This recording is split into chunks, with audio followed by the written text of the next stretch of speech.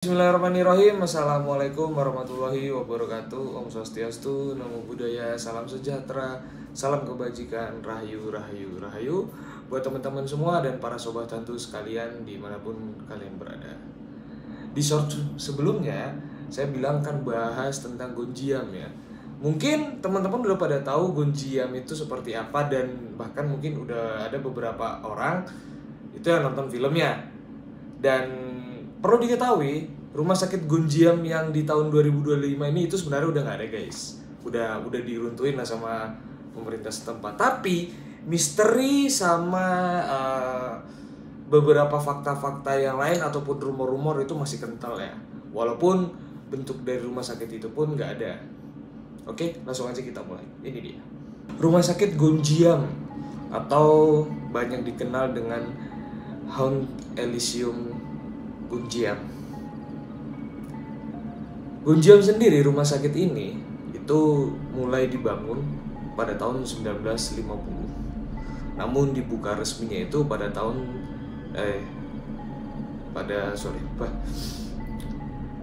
mulai dibangun pada tahun 1950. Namun dibuka resminya pada bulan Desember 1992. Namun rumah sakit tersebut tutup tiba-tiba pada tahun 1996, tepatnya di bulan Juli. Pertanyaannya kenapa? Ada beberapa rumor dan beberapa informasi di internet tuh yang bilang kalau misalkan ada yang karena banyak hantunya lah, ada yang memang ada kasus lah, dan lain macam sebagainya. Sebenarnya nggak ada penjelasan secara rinci bagaimana bisa rumah sakit tersebut diruntuhkan atau ditutup. Kalau kita ambil secara logika mungkin akan ada hal ini ya, maksudnya dalam artian perizinan, legalitas, dan lain-lain. Itu bisa aja terjadi, teman-teman. Tapi apakah itu bisa dibenarkan secara 100% ya, kita nggak ada yang tahu. Oke, sebelum kita masuk lebih dalam soal Gonjiam nih, Gonjiam sendiri ini terletak di Kabupaten Gonjiam, Bukit Kota Gwangju, Provinsi Gyeonggi-do, Korea Selatan. Sorry ya, emang agak belibet nih bahasa Korea nih, emang agak susah. Terus banyak berita beredar yang konon katanya ada seorang dokter gila yang bekerja di rumah sakit Gonjiam tersebut dan perlahan kehilangan beberapa pasien.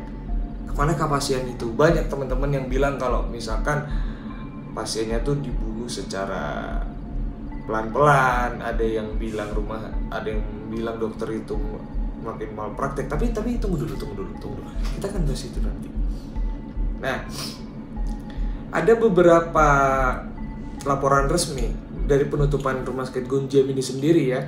Itu bukan karena kejadian mistis atau kriminal, melainkan karena konflik internal. Berarti rumah sakit Gonjiam ini adalah usaha milik entah itu keluarga besar palingnya.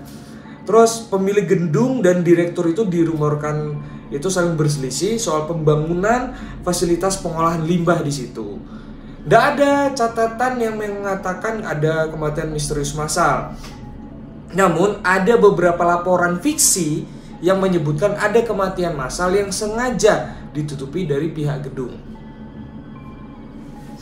Terus ada juga beberapa laporan yang menyatakan bahwa dokter di sana banyak sekali melakukan malpraktek dan melakukan beberapa kekerasan terhadap pasien.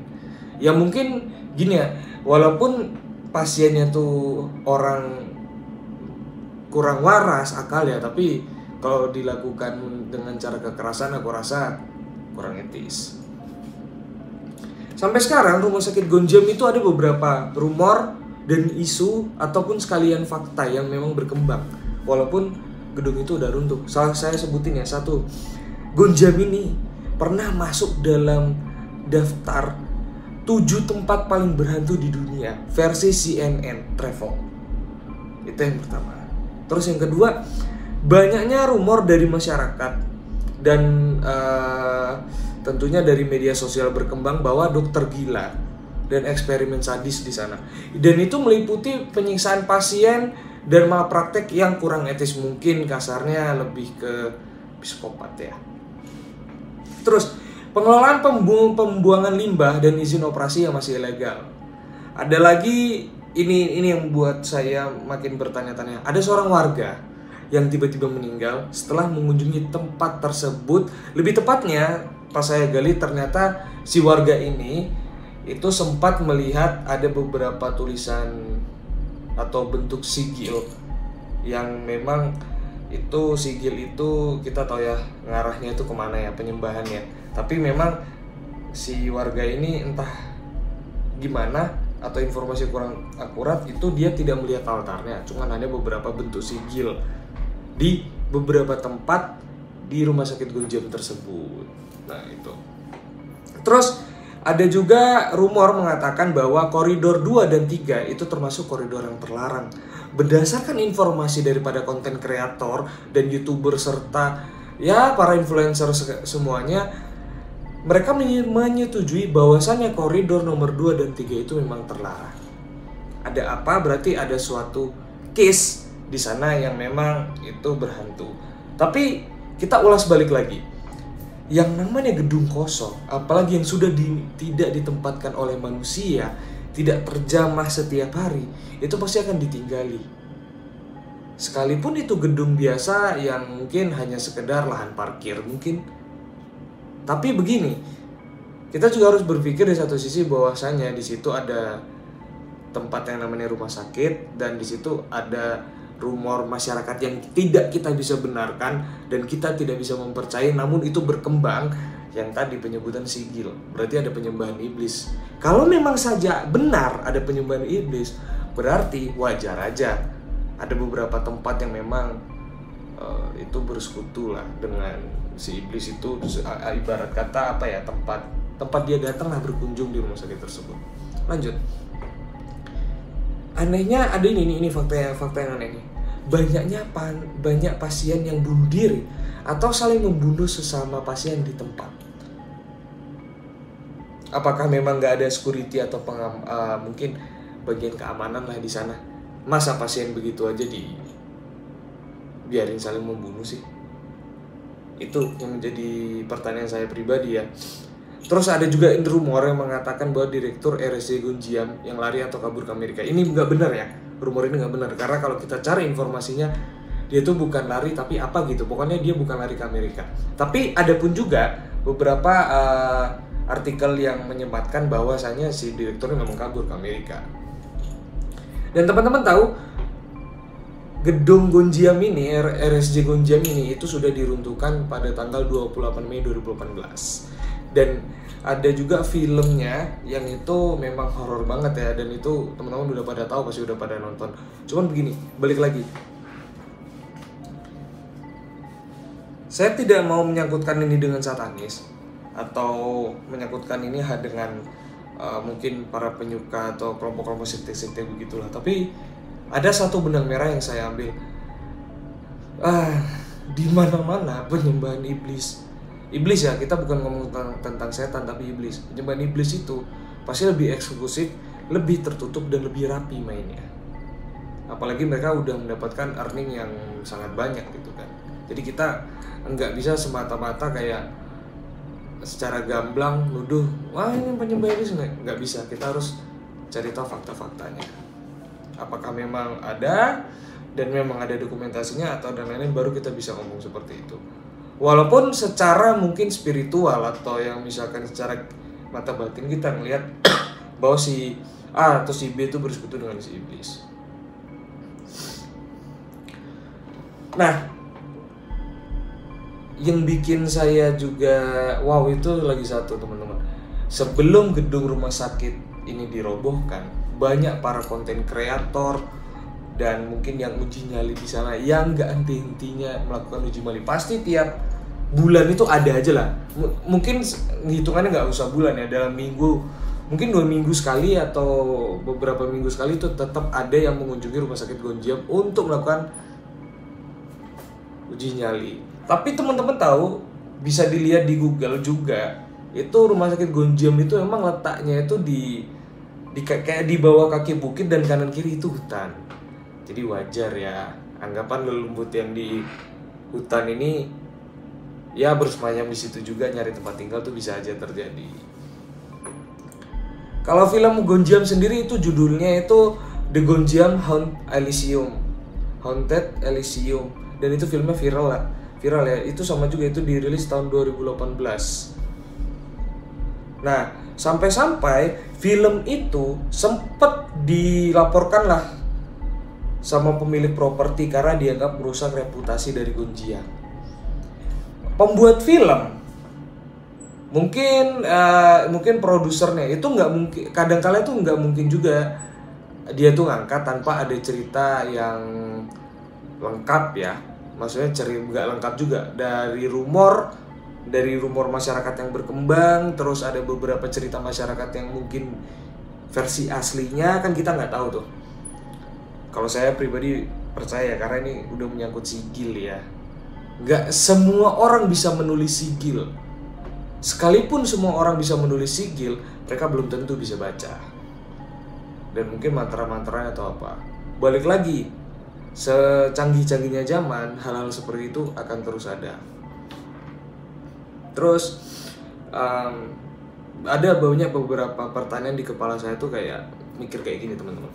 Apakah Gonjiam itu hanya bangunan tua yang serem dan cerita-ceritanya hanya dibuat seakan-akan ada sesuatu yang ingin ditutupi gitu? Terus atau memang tempat ini sangat menyimpan energi yang sangat dalam, atau ada suatu perjanjian entah dengan siapapun itu yang belum selesai, atau memang dari tempat ini dulunya tuh sakral gitu. Karena kan balik lagi 1950 itu sudah mulai dibangun. Nah, Gonjiam sendiri ini itu sudah termasuk cerita urban ya. Beberapa ada yang saya versi pribadi itu kayak nyari bukti-buktinya, memang entah kenapa setiap artikel atau setiap informasi yang dapat itu seakan-akan ditutupi. Adapun beberapa page kalau kita buka di internet atau kita tanya ke beberapa teman itu memang hilang, ada apa gitu kan. Tapi yang saya sangat sayangkan adalah kalau memang benar itu sungguh keterlaluan men. Dan ada satu yang aneh ya. Kalau mungkin saya berbicara tentang satanis ataupun yang terkait iblis dan lainnya, itu mungkin adalah rasa dalam hati itu, atau secara tak kasat mata tuh lebih tepatnya tuh kayak didatengin atau apa. Tapi ini karena ini pembunuhan ya, karena ini di rumah sakit ini banyak ceritanya pembunuhan, kita nyambung ke Gonjiam itu rasanya kayak agak ngeri-ngeri berdarah gitu. Jadi entah mungkin gimana ya, ini bukan halus sih menurut saya, lebih ke anjir kalau ini aku omongin kira-kira si kawan-kawan itu bakalan datang nggak ya gitu. Cuman balik lagi, saya tidak bakal membenarkan yang namanya itu kayak penyembahan iblis dan lain-lainnya. Mungkin bagi para pemuja dan lainnya mendapatkan banyak kekayaan serta duniawi yang di sini. Tapi kalau dengan memakan korban, apalagi orang lain yang kena, atau istri pribadi, atau misalkan anak dan lain-lain, saya akan sangat melawan hal itu. Apapun terserah mereka beralasan gimana, saya akan tetap melawan hal itu. Oke teman-teman, di situ aja yang untuk Gonjiam ini. Dan next konten kita akan bahas yang namanya artefak lagi. Tapi begini temanya, kemarin kan beberapa ratusan artefak itu sudah dibalikkan ke Indonesia. Yang sekarang itu temanya ada beberapa artefak atau peninggalan sejarah kuno yang masih ada di luar negeri. Terus kenapa sampai ada kasus itu bisa hilang artefak di Indonesia, dijual mungkin di black market atau di pasar-pasar lelang yang memang benar ilegal. Kalau hilang begitu saja mungkin pencurinya hebat mungkin ya, tapi ini udah termasuk penyelundupan. Seperti apa kontennya, saksikan nanti ya. Oke teman-teman, gitu aja lah.